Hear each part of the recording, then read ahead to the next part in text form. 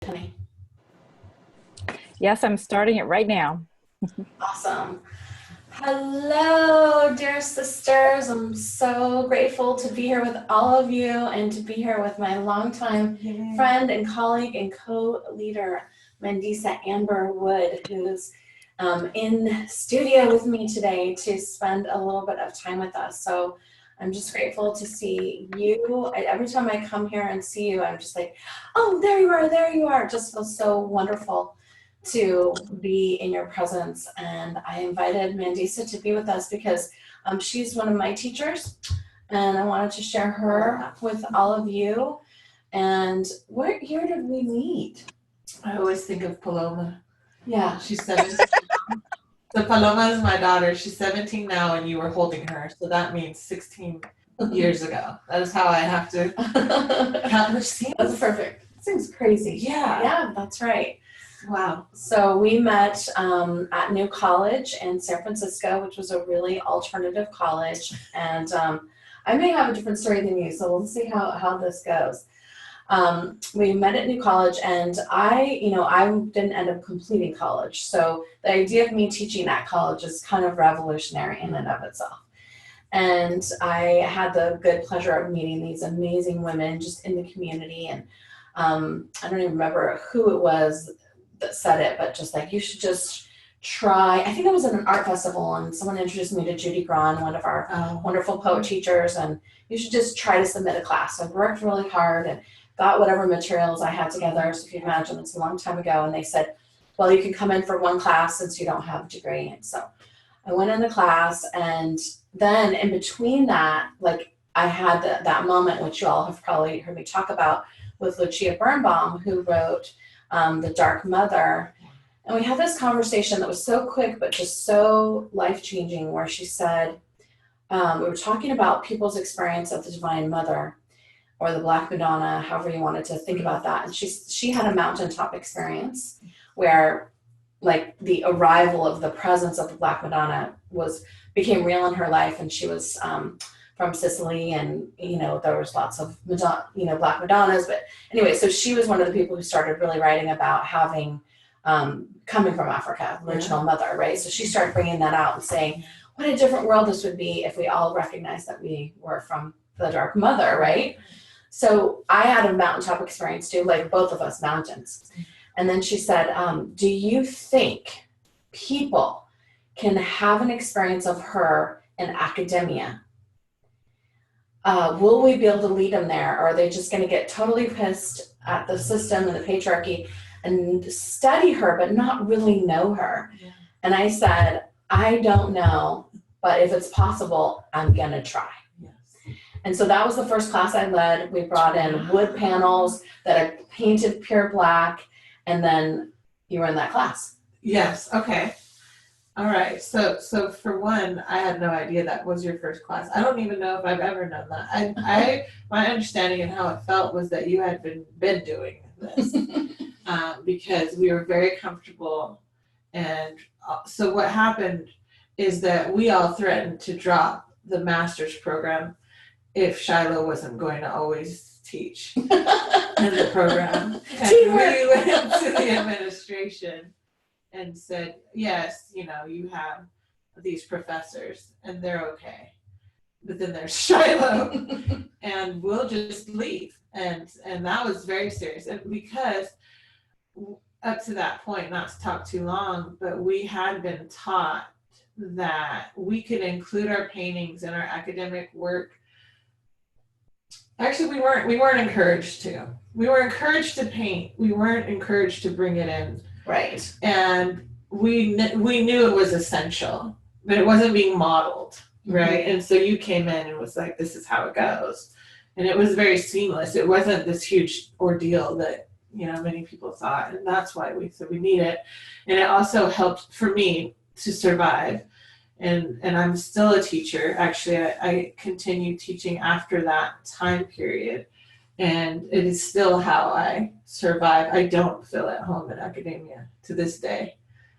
So that is, I guess, my life raft in a way. Is how I return to myself. And do you remember that first painting? Mm-hmm. I still have it. I still have it, and she's my snake woman, and a lot of people were like, okay, that's what came out. You must have a lot to say. Yeah, and I've never been able to sell that painting.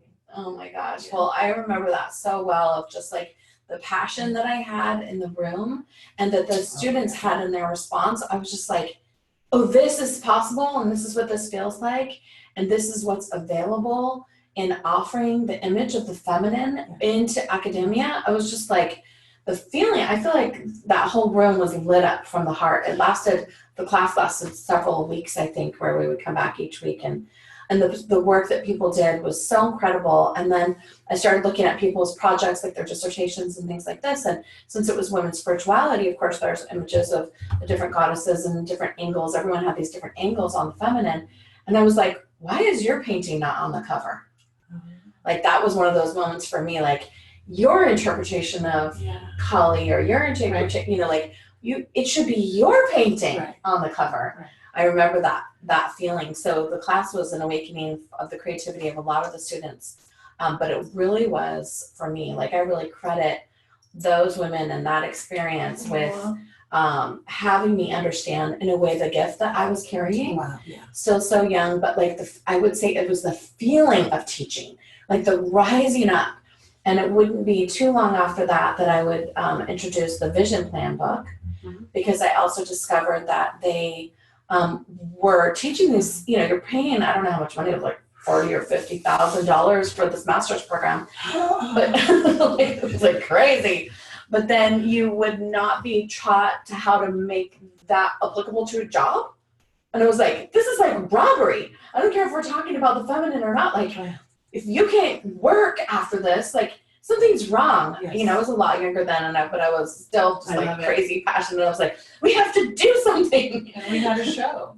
Yeah. We had a show at the end of our class because Shiloh said we were going to do it. And I had never painted in my life. With Sacred Woman, Sacred Body, I think. And we had a venue in Berkeley, and everyone, I mean, we were crazy. Like, I was like, everyone's going to learn how to make their own postcard. We're going to make a poster, and we're going to advertise, and we're going to do stuff, and we're going to have music and food. And so that's what we ended up doing, was having this show. Wow. And we also did the vision plan books, where everyone created a vision for what they were going to do when they graduated, because in those schools, once you graduate, your bills are your school payment, plan you have to start paying for it. That's why people stay in school a long time sometimes. Yes. And so the vision plan book thing, started coming through as like, how do we do a non-traditional business plan, and how do we illustrate it? So those of you who have already done the vision plan book will know I talk about that class in that video series, and this is one of the people who's in that class. Yeah, so. Amazing. And the kernel was there. What you later developed as Color of Woman. I mean, all of that was there, and you then put it in a pot and really sat with it and said, how can I teach this? I mean, I remember you continuing to teach, but then taking time to develop this and these steps in a way that you're taking something of yours and sharing it with other people. That's amazing to see from over the years, right? And then also to learn myself, and then still think about, you didn't have to do that. It's a big blessing and a gift, truly. It has been for me. Gosh, I can't imagine not having done this. And she was in first year Color of Woman. So she's intentionally creative about everything that she does. So instead of telling you the variety, I'm going to let her tell you. But in reference to those of you who feel called in many different directions, and I say that doesn't mean that you're not focused, because if you have intentional creativity, that's your focus about anything that you do, and it could be as diverse. And so I wanted to hear the weaving that and the diversity that she has created. So, okay, you want me to talk a little bit about myself now? Yeah, talk about what you're working on. Clear. So I am an artist. I'm still painting. Where I'm at with my paintings, just so you know, is I had a gallery show. It went well, and from that last show, I decided that I'm painting for people as a spiritual practice. So it's and that's the only context I'm working in now. So people come to me directly, and I paint what I sense, which is a guardian for them. And I ask them not to give me a lot of information, actually. And I sit with the canvas and I work with it and I develop it. And then I bring them in later and we work together to further develop it. So I'm painting directly on commission now. But I also explain that it's a spiritual practice for me. And it's a blessing because there's always a message. It's like divination, if any of you are familiar, it's like you get a message even though it's for someone else. It's a blessing for me. And up to that point, I was inviting these images to come through, and they were coming through, and people would see them and cry, but they wouldn't necessarily go home with that person. And then they were piling up in my house. So I'm doing it a little differently now. So that's where the art is.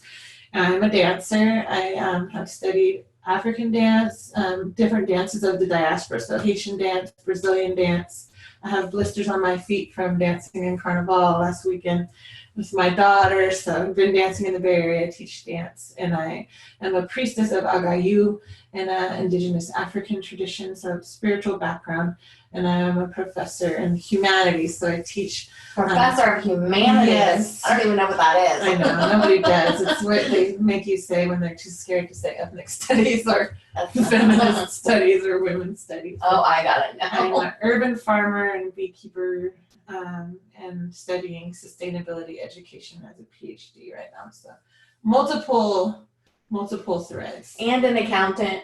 And a bookkeeper. And a bookkeeper. Yeah. That's amazing. Yeah. Like she shows up at my house and she brings potatoes from the garden that are indigenous to this area, and she's like, okay, here's for the garden. I'm like, I love when my friends come and bring potatoes covered in dirt to put into my garden. Yes. Random, very random. But not really. Yeah. So she's going to be teaching with us more in 2008, what year are we in? 19. But we've had her come and teach with us a couple different years around different topics. And one of the topics that we wanted to, bring to your awareness right now that always needs to be talked about in Color of Woman has to do with cultural appropriation and the current, what do you even say? I don't even know what to say. The racial climate, I don't even know how to say it without saying the wrong thing, And so we always have to talk about it in Color of Woman because it's going to come up. And it's one of the reasons why I created the handout of the practices that you can do that are, that stem from work that I learned from my mom or from Sue. And notice we don't even say aho anymore in our circles, because unless one of my native sisters is with me, I don't say it anymore. Not that I haven't been given permission to say it, but I want to do something that's authentic to us, because I want to model for you a culture that you can do that's respectful, and also so you don't get yourself into too much hot water. Very recently, some really amazing women teachers that I believe are authentic, but gotten a lot of hot water. Danielle Laporte, Marianne Williamson, and a whole bunch of other people got really, really, really challenged, I would say. They felt attacked, but when they said I felt attacked, the community said that's not an attack, that's an education, right? But you don't realize, we don't realize that the privilege is often invisible, we're clueless, and the culture is ever changing. You don't say African American anymore, right? You say Black American. There's a lot of education to be up on. And because we've been friends for so long and had we've talked about the craziest shit in the world that you could possibly imagine. And the last time we taught on race, what we came to at the end was that women's friendship across the colorful platform was the best way to really learn together, to create friendships And I would say, even though I might not say this right, but like to create visual relationships with women of diverse cultures, to say we are the image of friendship and we're not going to be divided. Right. And whatever we need to do to learn how to be in relationship right now, show me how and let me be responsible for learning how to do that. Yeah. So we've gone through this and over this, and I always ask her to speak to us because I want you to be educated, and so that you can be prepared, and also so that you can be appropriate to whatever culture you're actually carrying. So you just, closed circle, dialogue, and know that none of us is going to get any of this right, but we can be real. Just tell us what's going on and how can we work with this. Yes. Okay. So I'll just talk to you a little bit about where I'm at and how I have these conversations in my classrooms in a kind of a summarized way, knowing that this could go in so many different directions. But the way I frame this is I invite us to consider how can we move beyond the binary. And binaries exist in a lot of different places. So there's a binary, I believe, around black and white sometimes, or around race in general. There's binaries around gender, where we're told we oftentimes, especially in Western societies, that we're encouraged to choose male or female, and oftentimes there's people who don't feel either or both. There's binaries around wealth. There's binaries around so many different things of religion and political affiliation and whatever, right? So this creates tension and opposition. Mm-hmm. So it's like it's this or it's that, either or instead of and. Mm-hmm. And it's designed, in my opinion, my frustration with the conversation in general has been, even if with someone that I love, right? So I could sit with you and have the conversation, and we will have a better chance of getting somewhere than people who are on opposite sides, most likely, right? But even at the end of the day, I always would leave feeling like it wasn't moving forward. Mm-hmm. And that has left me to feel unsettled most of my life. And so I decided that getting out of the opposition is the way, possibly. Moving beyond the binary, which doesn't say those two things don't exist. It doesn't even say anything about the attention. It's more an examination of the structures that support oppression. So that's what I invite. So conversations about the structures that support oppression, not looking at things necessarily as individual acts, even if we're having heated conversations about like police brutality or whatever it is. So thinking about structures and then thinking about that tension and thinking about beyond that, beyond a place of opposition. How do we get there? And it's an invitation. So I don't have the answer, sadly. But I invite us to have that conversation in that way. And I've found that's where I'm placing my hope currently. And I don't know if that makes sense or if that's helpful. That's just the way I look at it. And then the other piece is that I do it in this way because I see things are intersectional. So intersectionality is a concept developed by a woman named Kimberly Crenshaw, but it's also coming from long-time civil rights activists like Angela Davis and other women who say that race, class, gender, these things intersect. We can't talk about one thing on a plane alone, and that all these things are coming together like the spokes of a wheel. And that's another thing that I also believe that, okay, acknowledging the intersections, but then examining the structures that support them, and then developing our own structures that don't mimic those structures. And that's the challenge too, especially as women, oftentimes as we develop our women's circles in our community, sometimes we begin to follow those same structures that we actually have labeled as oppressive. Even if we write an article and we might then feel that we have to include all the research before we even get to that thing that we care about. And I want to disrupt all of that. Like, no, why do we do that? So you understand what I'm saying. And so the ways are what I invite others to share rather than me saying this is how it's done, because that would be me being oppressive anyway. So it's about shared leadership, really listening to others and me taking a seat and listening just as much as I talk and lead. It's about sharing the space. So that's kind of where I'm at.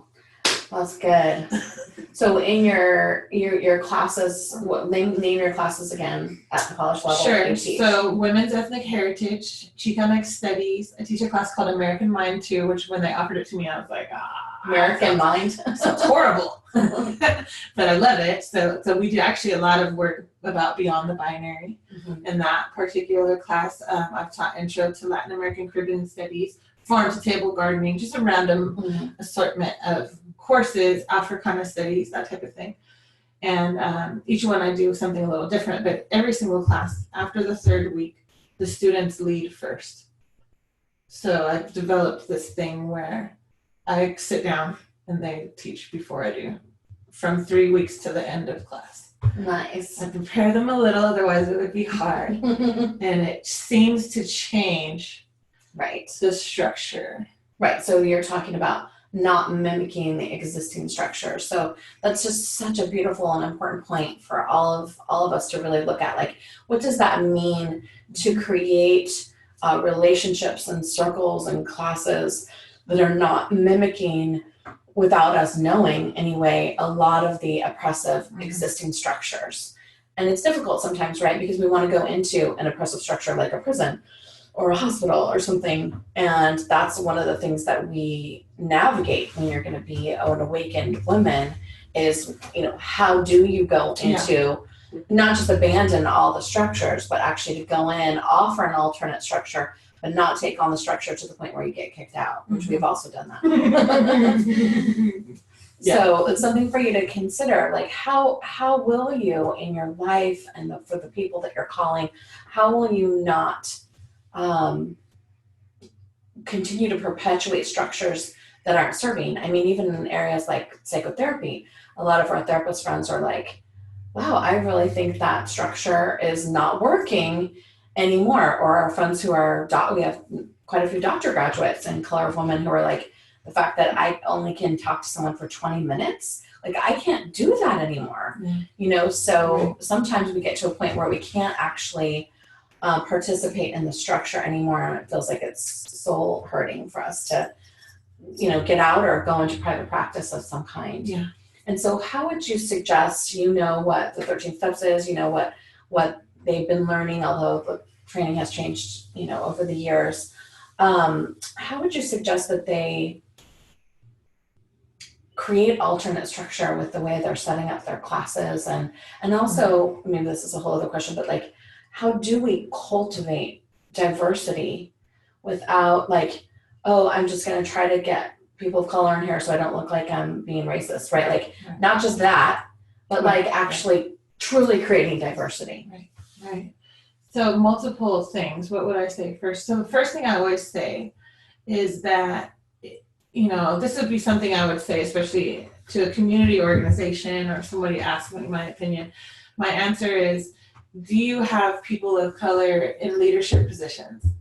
And if you do not, then it doesn't necessarily matter what the invitation is, and if it's just your class and it's you alone, then you need to consider then how would you shift that, right? Because you can't shift your identity. I mean, I guess you can. Some people have lately, but that's another topic. But then you want to be in partnership or in friendship with other people of color, or you are going to support organizations that have that model. So the model, the structure is set up in the way that what you're asking for. And a lot of times that can help who feels comfortable to show up. If you happen to live, work, have access to a community where there's not a lot of diversity of age, color, shape, whatever, then there's only so much you can do. But then the structure gets shifted with what you make available. So I often encourage people, like, are you bringing in poetry from women of color? Are you featuring art by Black women or trans people or whatever it is, So everything you consider everything that you're sharing, and try to, again, have that structure imitate what you're drawing, because at the end of the day, it's about activation. It's a catalyst, and it's bigger than just what you say and what you want. It's actually putting that out into the energy field and making that real. The other thing that has to happen is that white people need to work with white people, and that actually is a real thing that needs to occur. And that's great as well. And in that space, if that's what happens, or in any space really, one of the things that I do in all of my classes, and this is not really depending on the race because everybody is usually fairly mixed in my classes, but I don't describe the classroom space as safe anymore. Oh, I don't do that. We don't do that either, huh? Yeah. We can't promise that. And I don't know if I've talked about this before, but so I don't use safe. I don't use safety safe. You're safe here, and that's very hard when I first say it because I see the look on their face and they're like, "What do you mean?" And it doesn't mean that's not what I want, but that I can't promise that, right? It almost makes it safer by naming the reality that it could be volatile. Yes. So there's different words. I would suggest you to find something that speaks to you, that is an alternative to safe, and that could be brave, revolutionary, in alignment, or there's so many different things that you can use, but I feel it's important to state it out loud. I agree. To really say that this is what this space is, and you don't have to say so much about what it's not, but what it is, so people really know that it's different. And then in this space, here is my intention. So you're speaking it, and then people know. And because otherwise you're not preparing yourself and others, and then when the thing happens and you promise safety, you can't ever do that in group actually, because then you're dominating, and then organic inquiry doesn't even rise up because you're trying to create, it's not all safe and it's certainly not all comfortable. Yeah. And I can give a little quick example. Is there time or should I? Yeah. Okay. So I was teaching a class. I gave my spiel, like I just said. I said, at the beginning of the semester, this is not. I don't call this a safe space. I call it a brave space, or I call it a aligned space. And in the co-creation of that space, there's certain things that I ask of you, and I ask that you don't record. And I ask that you don't take pictures, and I ask that you don't post on social media. So I have the things that I say, And then we had midterms, and someone recorded a student and posted it on social media. And I do these evaluations in the middle. I read the last one, turned over to the back page, and sometimes I speed through these things. And luckily that day I was paying attention. Last page in a class of 50 students. She says, "Someone recorded me during my midterm, and I felt very ashamed, bullied essentially." And I'm like, "Oh, this is horrible. What am I going to do?" So I actually went to the class. I put us in a circle, and I asked them I told them, I didn't name who did what, how would you like to handle this situation? Would you want me to just deal with the students alone, or would you like to be involved? First, the whole class said, "Oh, we don't want to touch that. We don't want to be involved. Please just handle that, tuck that away." Then they said, "Hold on, wait. That could have impacted that person. We don't know what could have happened to the person who was recorded. That could have drove that person over the edge, even if it wasn't intentionally malicious. We need to talk about this." And we had this round table, and they worked it out. And that, to me, was the difference right there. And because I had stated in the beginning, this is how I want it to function. It's not safe, but I want us to have a dialogue when things come up. Then they were able to lock in later and be committed and to actually deal with things as they came up. It wasn't easy, but we worked through it, and they were on board with me instead of me making this like authoritarian decision of this person will be punished and kicked out, and I wanted to. That was something I had to. I wanted to put the student out of the class. Yeah, because I felt so protective of the container.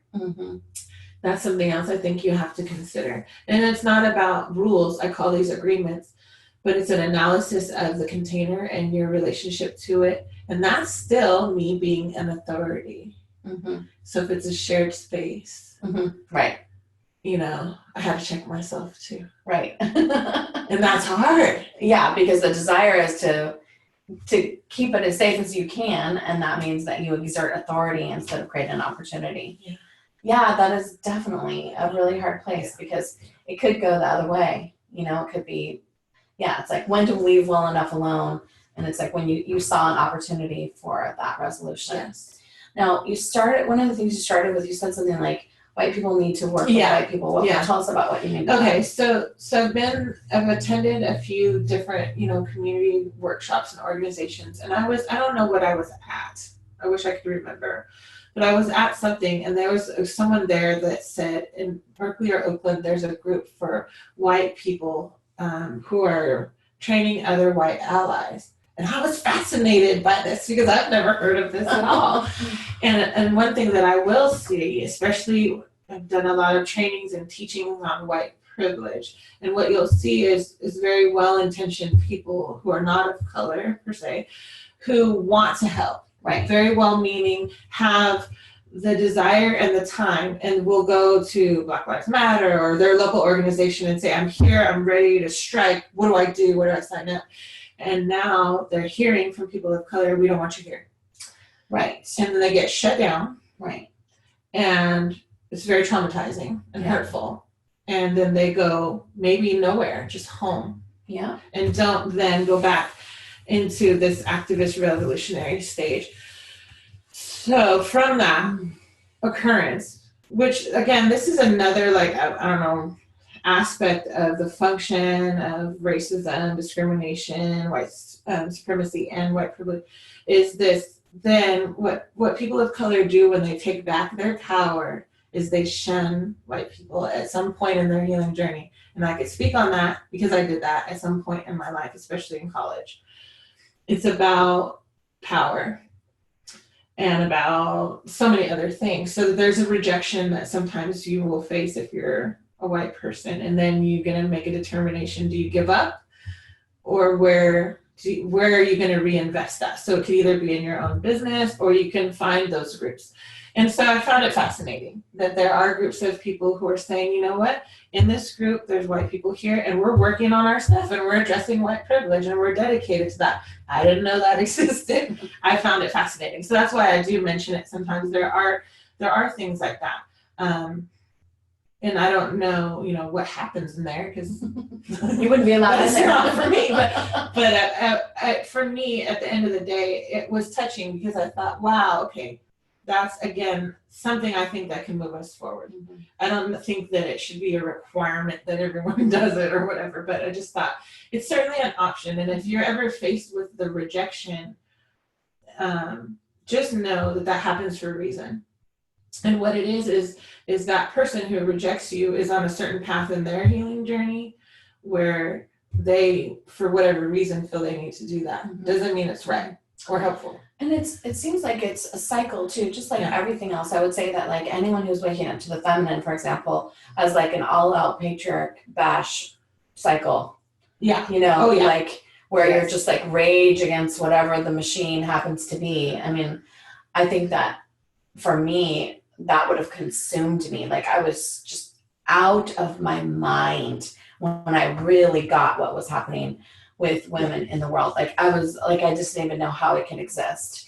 And so intentional creativity is one of the ways that I channel that transformed love into, into action. Like my passion for ending violence of all kinds against women and children and all the other forms of oppression from that, for me, I had to move it into that instead of being against the patriarchy. Right.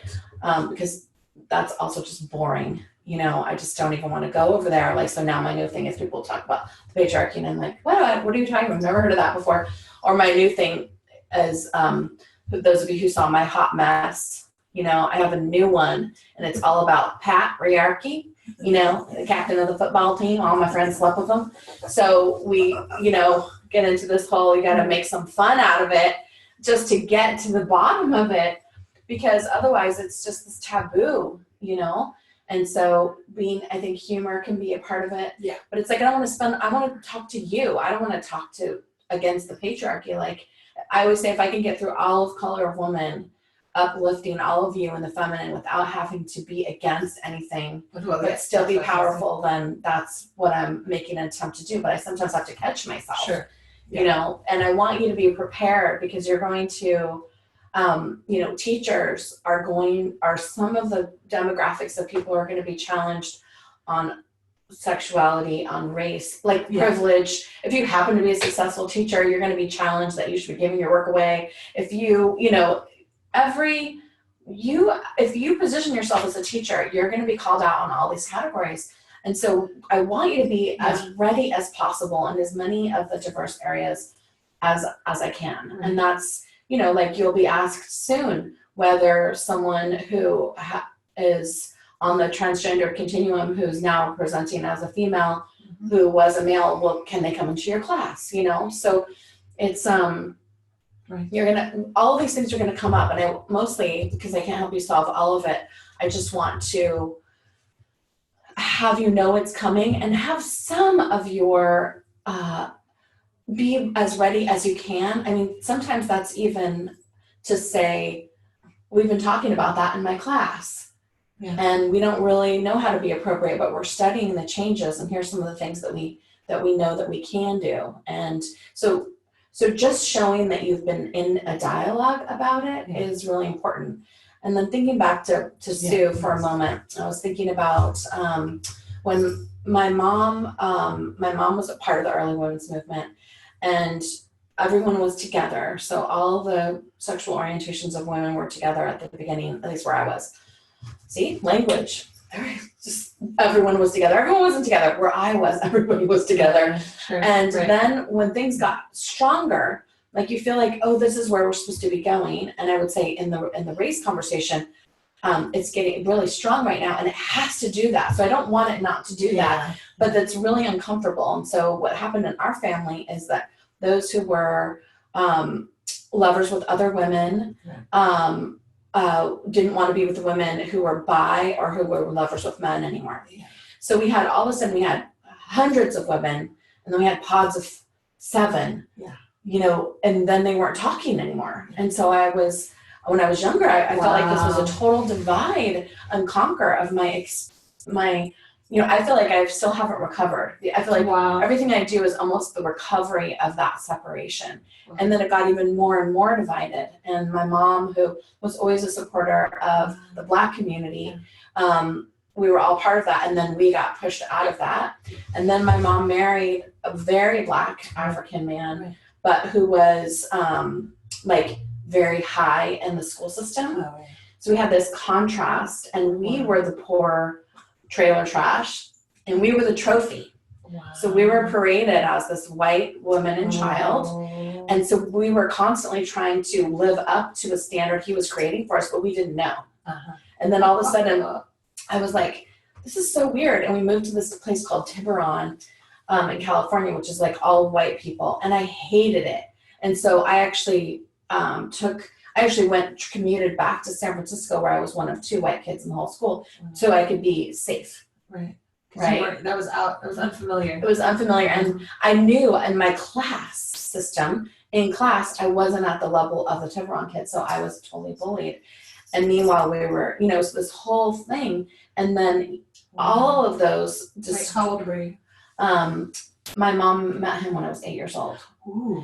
So I remember, because he gave me my first corsage when I was 8. So I remember that moment in time, like this moment. And I totally loved him. Like he, played handball, and he was playful. He was funny. We had a fun life.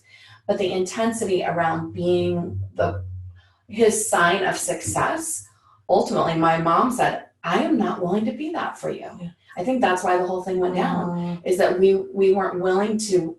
We were being put into that role, right? But if we were smarter, we would have been like, how can we do this together? But we weren't smart enough at that point. So all of these, so I've experienced a lot of these divisions in my own life, and then all of the work of trying to knit back together the dikes and the my mom's in the high heels and Sue's in the overalls, and it's like, we have to be together, Yeah. And then I went through the whole thing with all the lesbians, where I would say, well, men have to be included too. And I always remember the day where Sue said to me, not here, not now, not this group. And I said, well, why? I mean, we have to include the men. And she said, most people are going to stand there. You have to include the men. I'm going to be one of the people who's not standing there. Mm-hmm. And I'm not here to win a popularity contest. This place is defined by and for women, and the bookcase is built by women. The trees are planted by women. So let this just be one place in the world. I'm standing here because nobody else is standing here.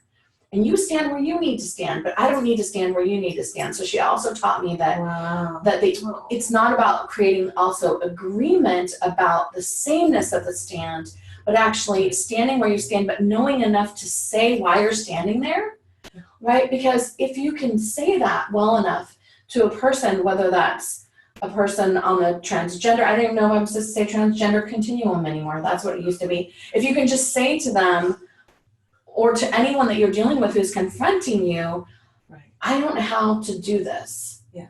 I wasn't aware that that had now shifted. Right. And can you tell me? Now here's the dynamic with that though. Now a lot of the communities who are wanting to push back don't want to be the teachers. Yeah. Right? So there's that whole book about why I won't talk about race to white women anymore. Yeah. Right? And so right. So what do we do then? If they don't, if you can't tell me, like, how can I learn? Yes, right. So I have to look up 10 million Facebook posts to find out what's going on. No, and I think that's a trap in a way, because we at some point we're taught to believe that we have to stay politically correct and use the proper language, but it doesn't matter because you have to deal with people directly. So I would just ask whoever you're with, how do you want to be called? Because so for me, I prefer to be called Black, but I have a friend who's like, why would you say that? That's horrible. You should identify as a woman of African descent, which I think that's beautiful as well. Mm-hmm. She's from Africa. Right. She's from Cameroon. I'm born here in the US. Blackness has historical context for me that relates to my personal experience. So I think it's important just to let the individual speak instead of saying it's correct to say da da da, and so what I do is that I say, this is what I say. I say Black. And then like my mother says African American or whatever, right? So everybody says what they say, and then you maybe say why. But again, there was something that you said, and then I noticed someone made this note. So Kimberly said, this reminds me of all the ways in the chat we find to separate ourselves from each other. Wait, where's Kimberly? Let me see. I just want to see your face. Oh, there, I see you in the red shirt. Okay, let's connect. Okay, this reminds me of the ways we find to separate ourselves from each other. I want to focus my work on all the ways we are the same. Okay, yes. So the focusing on the connection, like you said, between you and Sue. You just described a place where you had a little bit of a shift where you wanted to include men. And Sue was like, I'm standing here and I'm not going to, but it's okay. But that I didn't feel the same tension there that I described earlier when I talked about the opposition. Does that make sense to you on what I'm saying? So when you see the commonalities, but you don't erase the difference. Right. That's it right there. Can everyone get that? That's the whole thing, and it's so elusive, and so yeah. Yes. Yeah. Now how? So you all can tell us 50 words or less. No, I'm just joking. But then, yeah, so respect for the difference, Cheryl says. So there's a lot of ways, but if you hold that, because people are really afraid to stand out, right, in anything. And then there's this general assumption that the African Americans, there's a lot of African Americans that I am a part of who might not accept me for whatever reason. Being a spiritual being, being an artist, being whatever, right? Returning to this love of farming. There's a lot of things that I do that culturally may or may not be embraced because we're all multifaceted, different individuals, So again, just knowing yourself is really important. And then knowing who you are if you strip away what you're opposed to. So that's why the whole patriarchy thing, absolutely. I feel like we can't just have all this knowledge on how to define patriarchy and write the article and be able to cite all the sources until we get to whatever our thing is. And I have the same criticisms of feminism or even women's movements because sometimes we use it to shame each other. Right. As women, or even as artists. If we're just to say artists, sometimes we do the same thing as artists, which is, how many gallery shows have you had? Right. And whatever. Prints, did you make prints? Right. All of that. So it's just about stripping away the quantifiable type of things for me, and asking questions and having more of a dialogue again, and then in those places you find commonalities. And what will be, I think, exciting for teachers is that you create the container for that to happen, and you don't have to have all the answers, and it's an invitation. So the language you use is an invitation. And then, so if we just took that thing that we've pulled out today and we posed that as a question in a group of people, and they began to work with it. Mm-hmm. And that's kind of how I continue to learn. And I'm also able to be authentic and say, I don't know how to do this. But here's some structures around us as we work with it. And then I usually find it goes now to a deeper level with those students or that group of people that come. And what's also amazing, and I'm sure you all found this in your cohort working together, you're all here together at a time for some reason, and you're all unique and you're coming together. I still remember all the women that were in my group, and it became such an amazing connection, if you allow it to, right?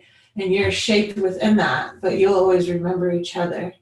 So you have the opportunity to try to work out some of these concepts. Like me and Shiloh, we didn't have a plan today. We didn't have a chance to even touch base before we hopped on. And we're kind of doing this as a conversation. And that can work really well, I think. For me, I feel comfortable doing that. But I hope you do that with each other too. And say, you know what, this is something I'm thinking about. I'm thinking about the difference is respect for one another. Is there an ability to find commonality and connect across regions? Here's what I'm thinking of doing. And you pose this to your sisters, and then someone else might say, like, what would be an activity around that concept? And then you come up with something small, and then you try it. And then, or you might say, I'm thinking of something. Who would be willing, or if you would be willing to try this journal activity? And then if you have a group of women that can work with the material, and then you take it out in your community, I think it's always good to do it in that way. Yeah, it's just so much. It's a big thing, and it's take a piece, a small piece. Otherwise, you're chasing it forever. Right, because it's not necessarily a resolution right now, but we are wanting you to be prepared. And even one of the women who's a graduate of Color of Women, a woman of color, said to me, I just want you to be ready in case they come in case you should come under attack. And I was like, okay, because there was a lot of women out there, but our colleagues were being forced to answer for themselves. And I really had to just be like, okay, besides the reality, and we do have women of color on our team and always have, not the same ratio. But like, what is my stand? And it's like, well, my stand is actually about women artists. And so do I have a stand about gender and race within that? I don't really. Because my focus is women artists and supporting women artists, and everything for me comes from the art and from supporting artists of all the domains. And so, but what was clear is that I would need to be ready. So I wrote a 10-page article, which I haven't published because I'm scared, because I just don't want to get I just don't want to deal with I need to be ready for a couple of days to get the email responses or whatever is going to happen. But basically the article I ended up writing, which I was grateful to one of our members for saying, hey, be careful, be ready, what we say. So my response was for us to all make a distinction between those who are there to support and those who are there to tear down. And that a lot of the people who are trying to support, who may be of a lighter skin at this time and this particular part of their journey, if they're there to support and they're authentic, then it's worth educating them. And if they haven't ever had the dialogue, or they haven't had the opportunity to live in a truly diverse community. They won't have had the experience. And you also just can't think this stuff. You kind of have to live it in relationships with others.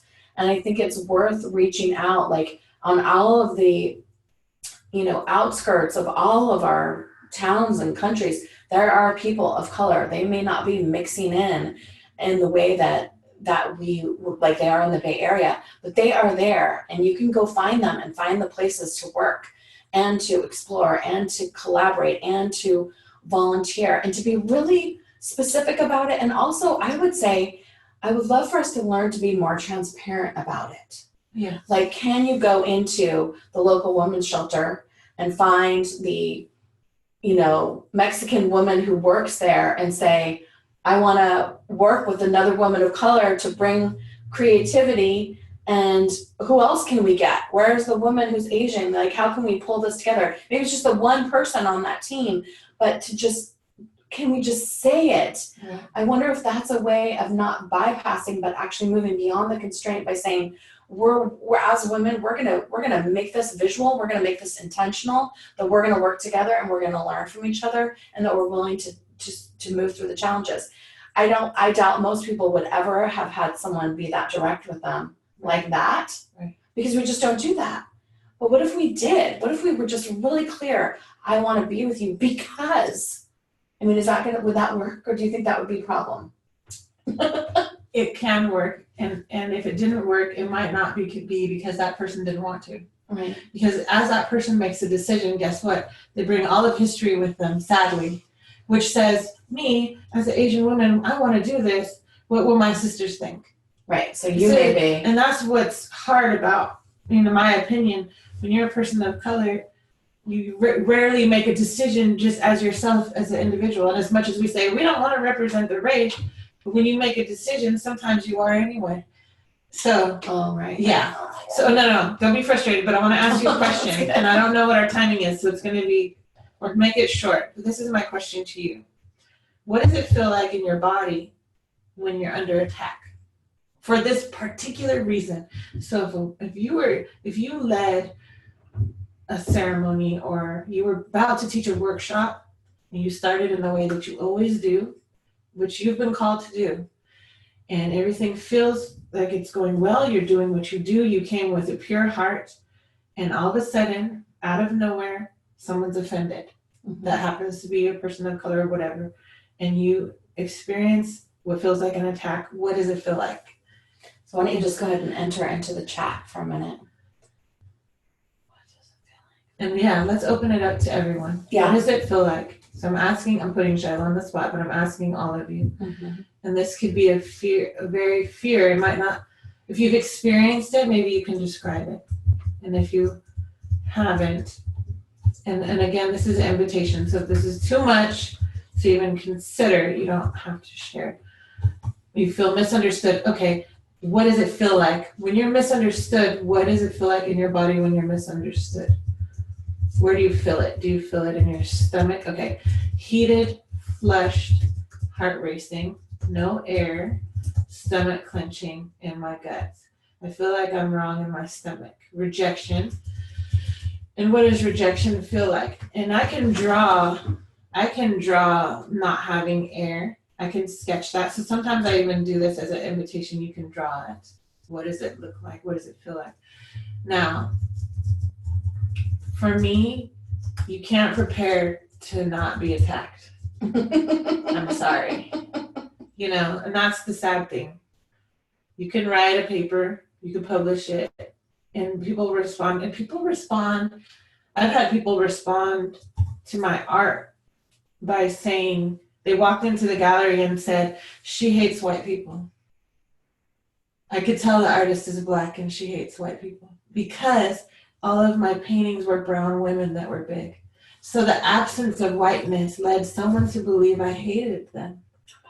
A white man, right? And I don't, and I was shocked. And that was enough to shift me from saying I don't want to do any more gallery shows. No, which I know. I may consider it again, but my point is, again, I felt censored. What do I feel like when I'm censored? I can't talk.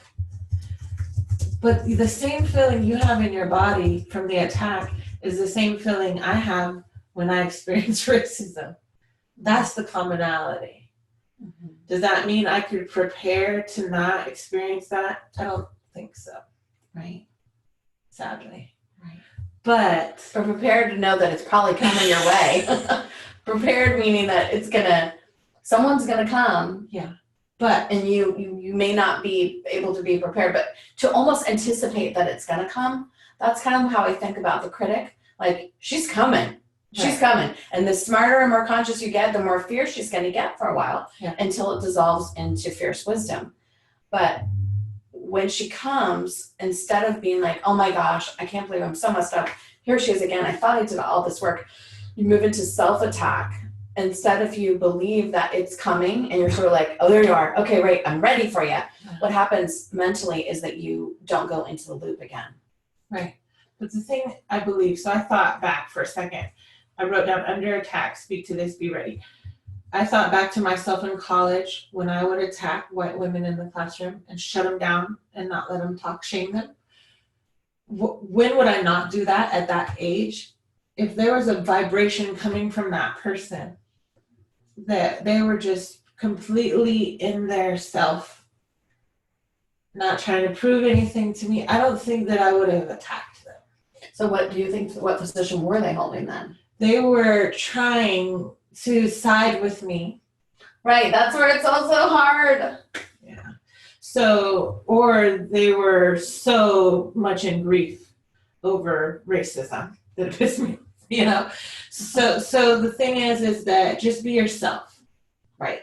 Be so rooted in yourself. So and it's hard to say that, right? But I think, but not only that, be exploring that as an ongoing thing. Not like, I am healed and here I am, right? I'm going to get a new name for this, entity that I am now. Just like as an ongoing work. And I feel like the more you present yourself in that way, it's not like insurance against attack. It's more so showing your intention to be in alignment with others. And it's also refusing to recognize race is a divisive thing. Gender is a divisive thing. You're saying, this is who I am. This is what I'm doing in the world. It's not what I'm opposed to. Those things are going to start to fall away. This is who I am when I don't have to label that stuff. And this has to just be enough. It has to. And if you don't see the difference between me and that which has hurt you, you have to look in. So it's like you're a mirror in a way. Wow. Yeah.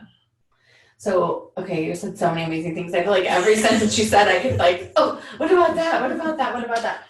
Okay, so that was a cycle of, we're also dealing with what cycle someone is in their rising to power and voice. Right. Because women will do that, men will do that, we'll all do that, right? Yeah. Right? So everyone's gonna do that. People who are of a darker descent are gonna do that in a different way, right? So you were in that particular cycle. But what you said was so important, like even if somebody was so grieved over racism who was white and was really wanted to be helpful, it also kind of pisses you off too, right? It did. Right, so that is one of the inherent challenges in where we are right now. It pissed me off because they had a platform to voice that. Right, and you didn't, right? So once again, oh my gosh, it's so insidious. So I can articulate it now. Right.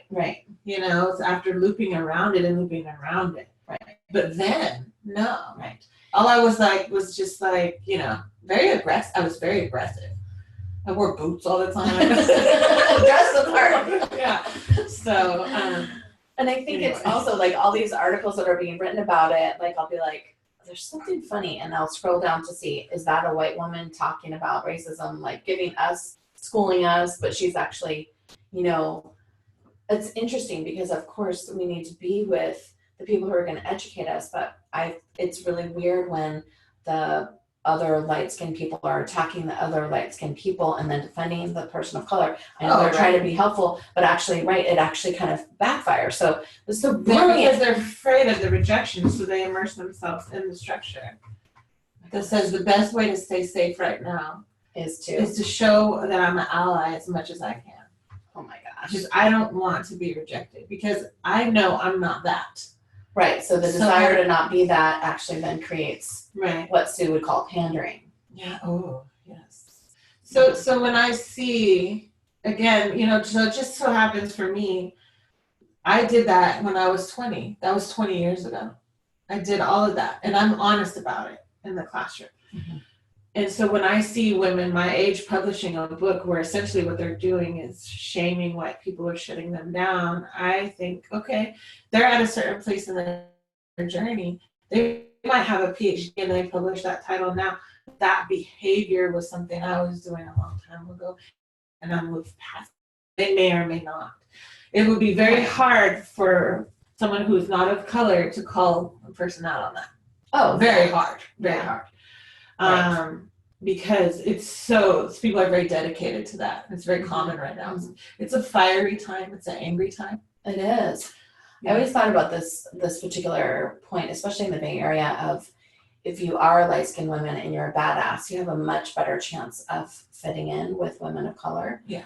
My sister, who was in the corporate world, she had this really amazing Black woman colleague who was giving her shit and wanting her to prove herself. And my sister's like, look, bitch, I don't have any white middle class guilt, so do you want to do the deal or not? And the lady was like, right on, you know, like, you're not getting in. And so then they were, because my sister was like, no, don't give, you know, like, I'm naming the thing of how you're just said that.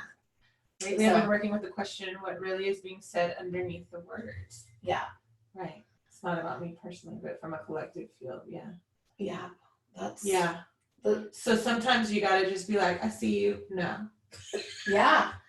And then there can be some bonding beyond, because nobody wants pity, and compassion is actually almost like a spiritual gift. You either have it or you don't. So it's really, I think what you said is just so brilliant. You do this every time where you arrive at this point where I'm just like, that's it.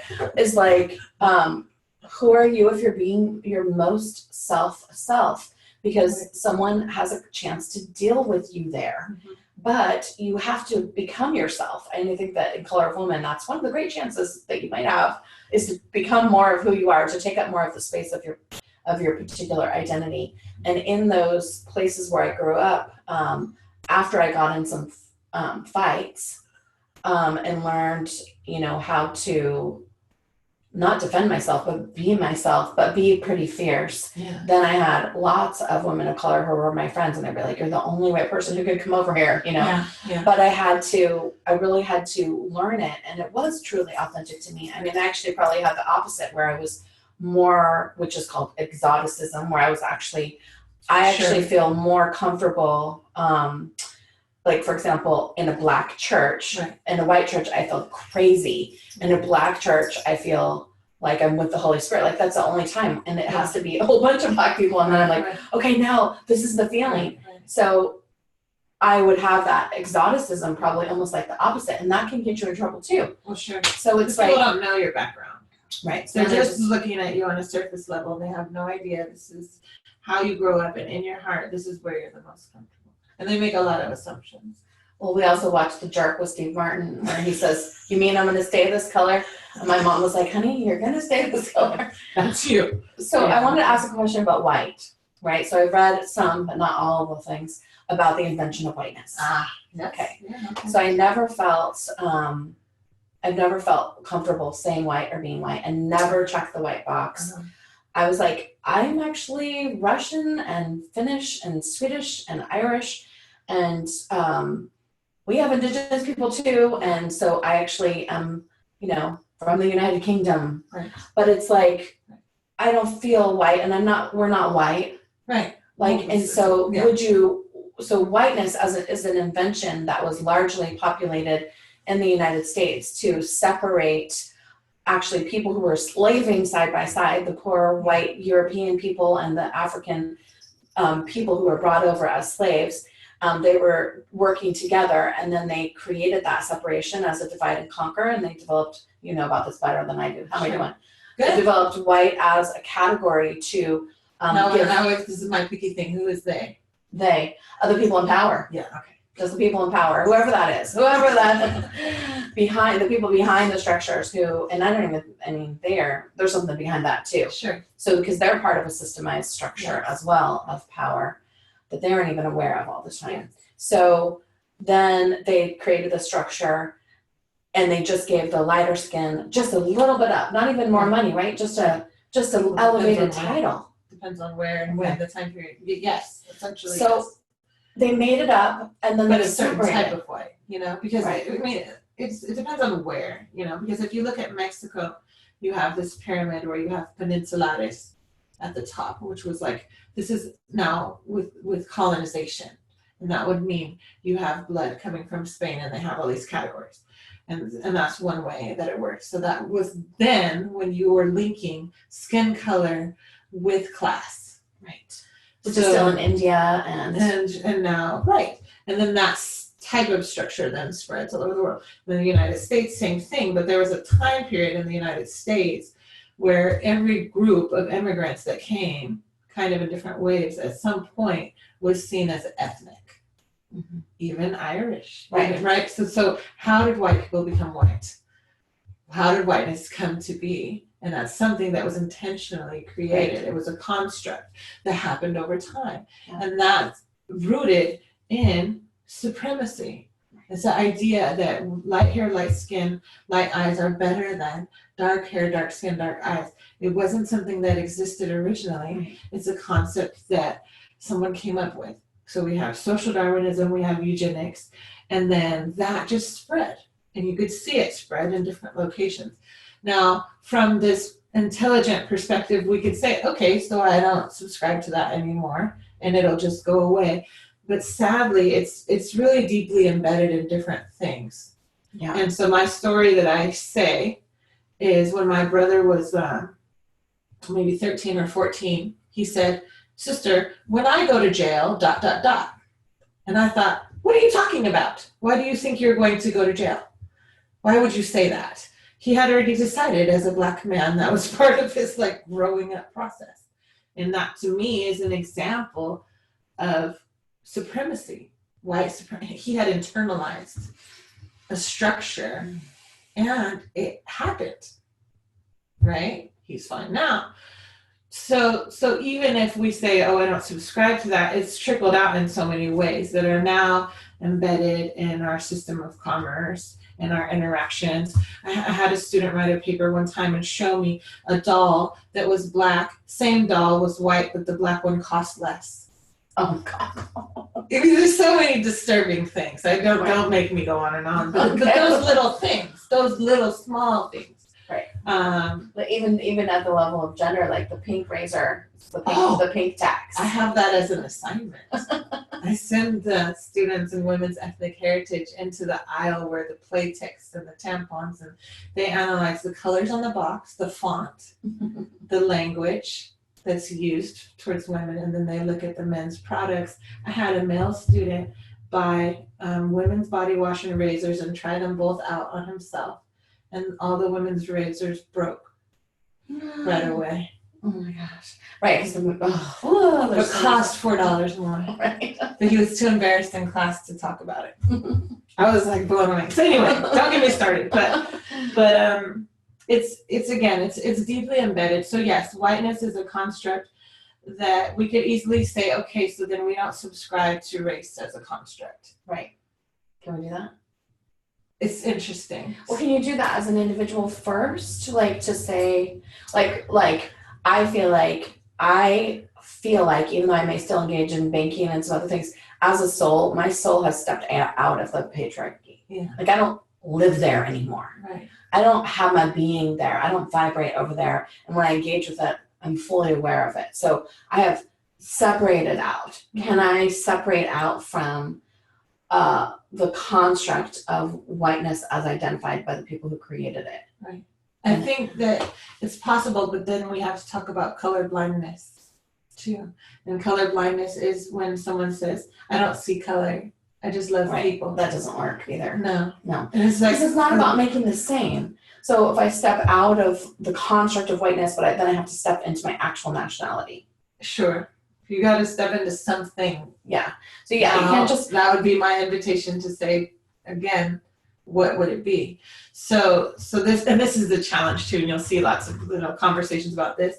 That a lot of people like myself who are teachers of ethnic studies or whatever, we get invited or challenged to reject race as a concept. Mm-hmm. And then how can you be proud then as an individual? what happens next, right? And or another example, I had a student who was like, I'm a cosmic being. I am of no culture or no gender. And I'm like, okay, that's fine. And then other students in the class said, but you're Black, and when you get pulled over by the police, they could do something to you. Right. So it's and that's what's sad, because you as an individual could say, I don't subscribe to this, but then people still see you in some certain way. So it's like, again, not a lot of answers. Yes. I'm just reading some of the comments. Rosa Maria is saying this is something that is still happening in Mexico. So strong, the racism, that people do not talk about it, but it gets under your skin. It's difficult. So this type of racism can be about skin color, and skin color becomes linked to, and Rosa Maria can correct me if I'm describing this wrong, but skin color can be related now to the type of work you do. So, and you see this a lot in the Philippines and in Mexico, Latin America.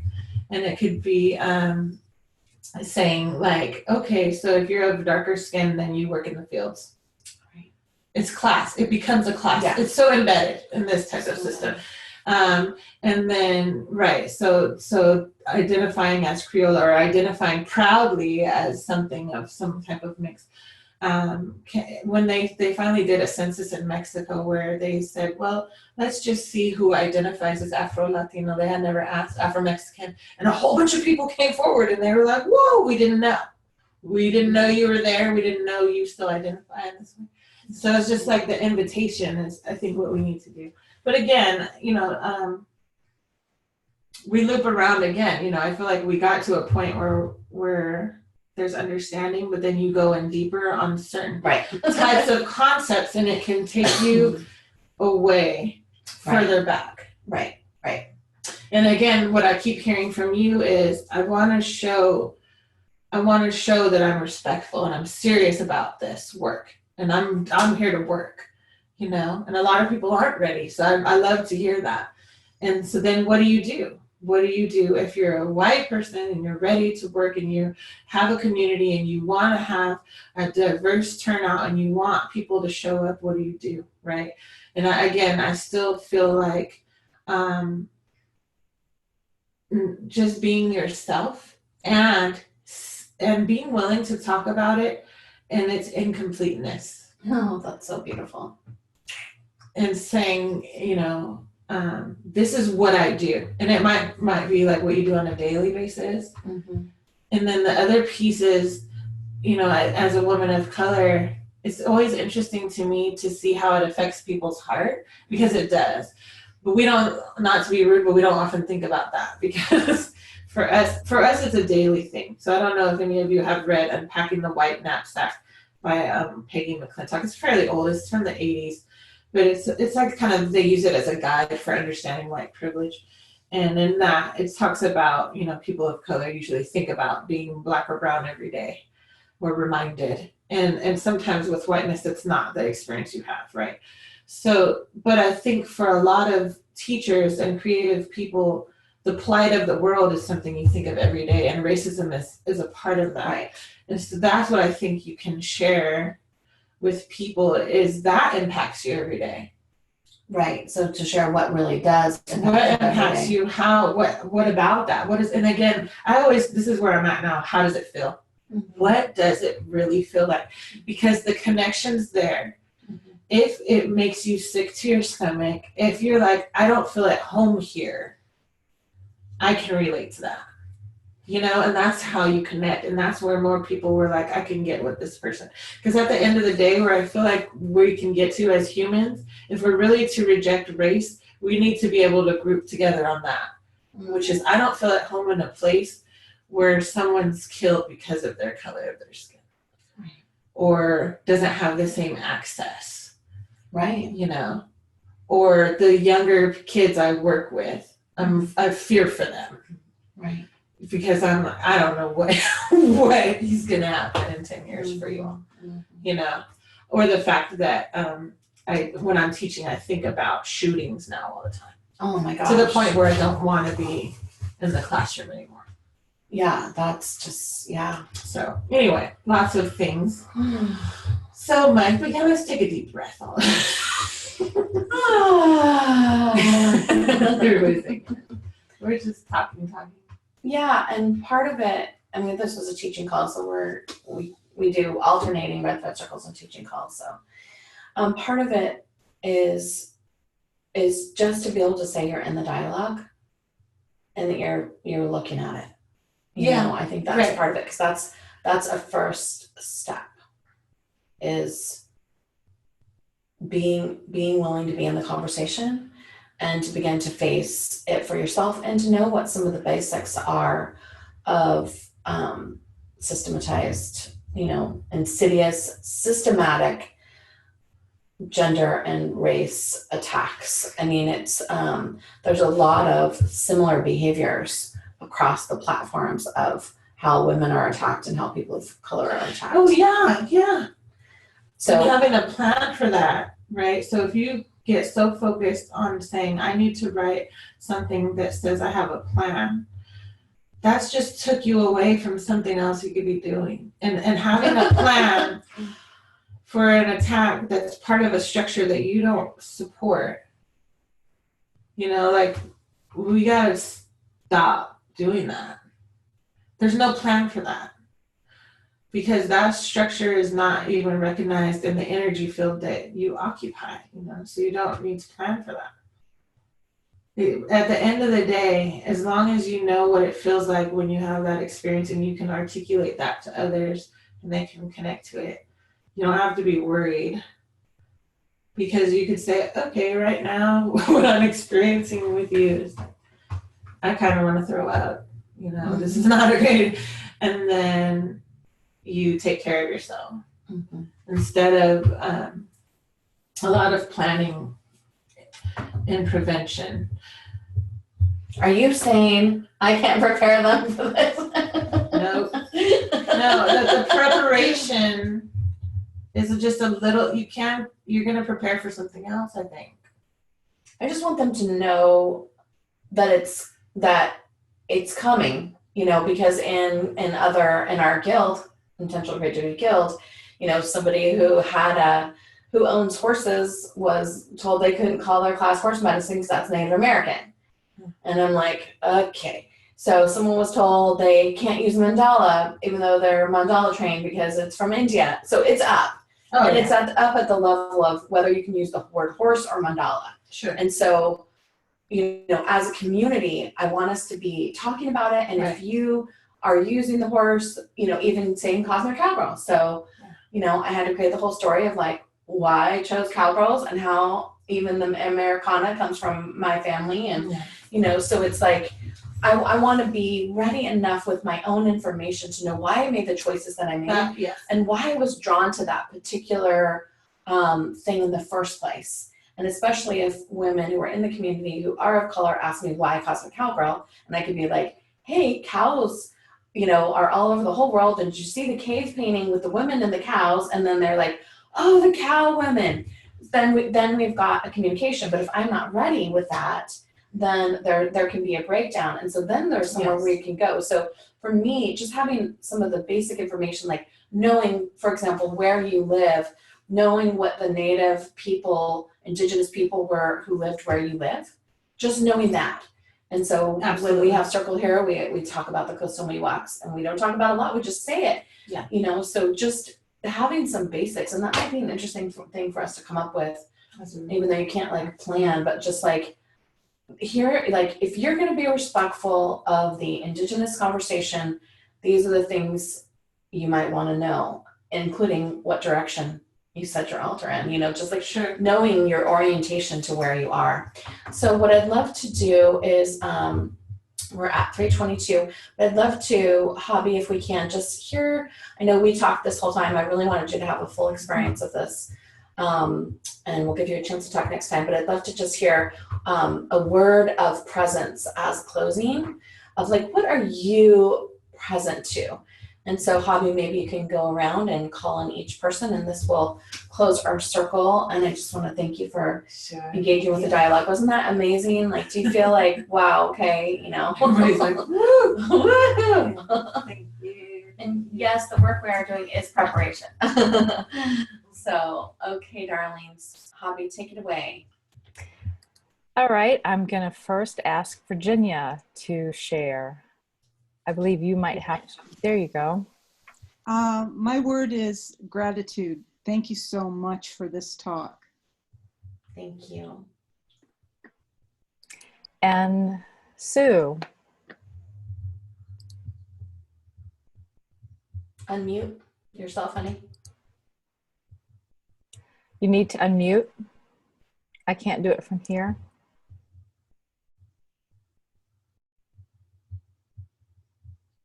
There you go.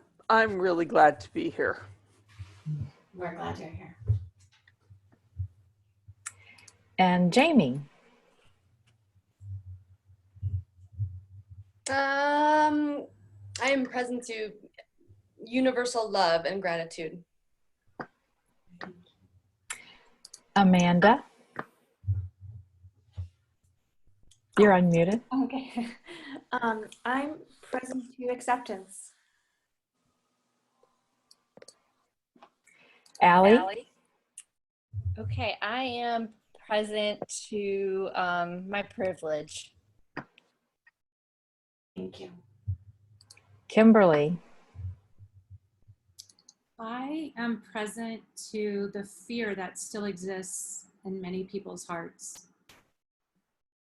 Thank you. Leslie. I am present to integration, our painting. Thank you. Nice. Yvonne. I'm really struck how again I am being asked to do more, and I'm ready. Don't know what it looks like.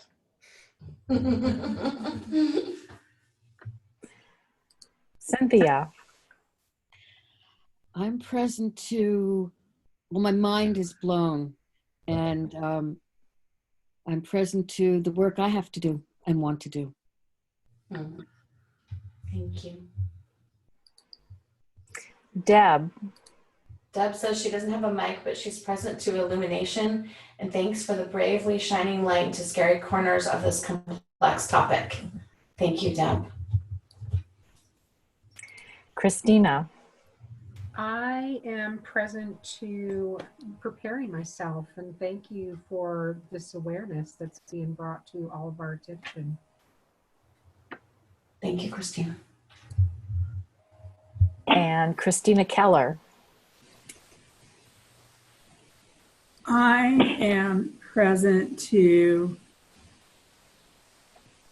the complexities of what has been brought forward, because honestly, with my background, this was one area I just really haven't even considered, and it just blew me open to realize that what has come forth today is even more than what had come forth 20 years ago.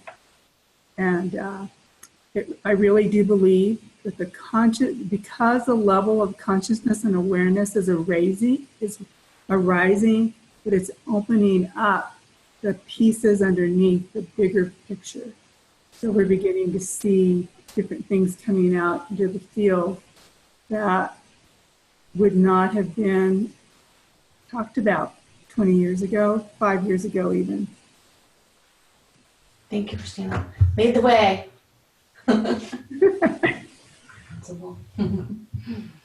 Sarah. You may have to unmute yourself. Oh, yeah.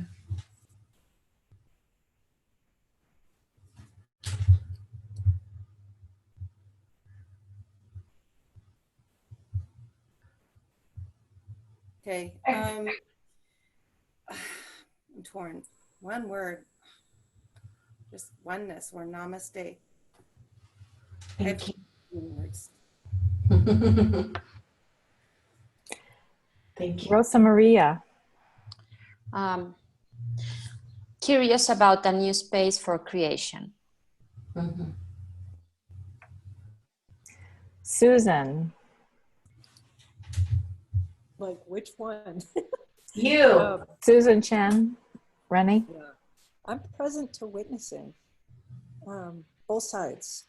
My privilege, but also the differences from both sides or all sides, since there's so many.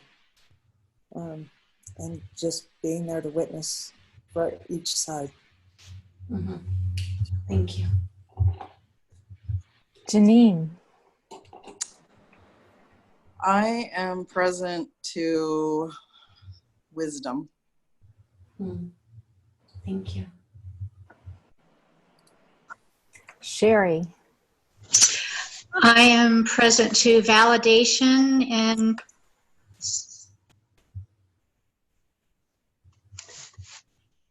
do you hear me? Validation. Okay, and connection. Connection. Okay, thank you. Marcella. I am present to understanding and further educated. Thank you. And thank you for the topic. Elsie. I am feeling really activated. I spent my childhood in Asia, Africa, Europe, and the US. And I can't think of one word to summarize this now, but I'm feeling a tremendous call to action. I think that we need to address this conversation in the quantum field. I'm finding these narrow definitions around race and identity to be really frustrating. I think we need to take it to a completely different level. Lead the way. Received. And Cheryl Gallagher. I'm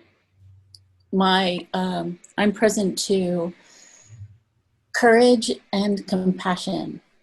And thank you. Thank you. How about you, Hobby? I grew up in a very race oriented atmosphere, and I've always felt shame and embarrassment. And so I suppose my word would be forgiveness for myself and forgiveness for the misinformation. Yeah, thank you. How about you?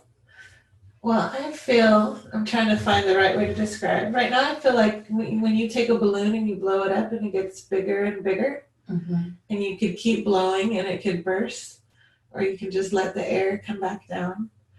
And I'm feeling like we got the balloon to here, and now it's gently going back down. So I feel, what is the best way to continue these conversations, to do that respectfully as leaders?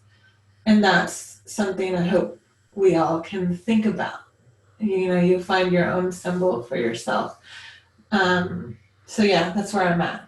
And I think when you and I are together, it could easily get so big that it's like, and those pieces could be glitter and could be amazing.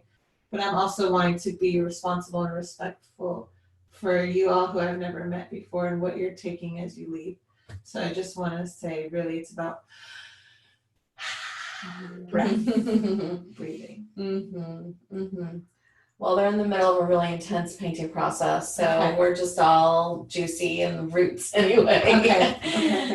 Just like diving down and doing the work and willing to do the work. And I think that that's part of what I hope what Color of Woman does more than anyone teaching or making money or selling paintings. Yeah. It's just that you come more into who you are and the space that you take up, and that you come so much into your fullness that you can't regain your original shape, that you actually are that now. And all of the experiences and teachers and people who come to support and guide, and every part of it is an opportunity to feel and experience more and more of who you are.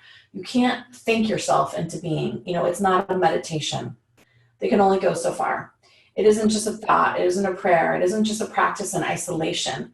We actually become who we are in community, and it's harder to do in that place, even as some of you that I'll never meet before, but just our experience of togetherness while we're here. This is the quantum. This is the real space. We aren't not together. We are together having this experience. And each experience that we have grows us into the shape of who we are and who we are in the space of community.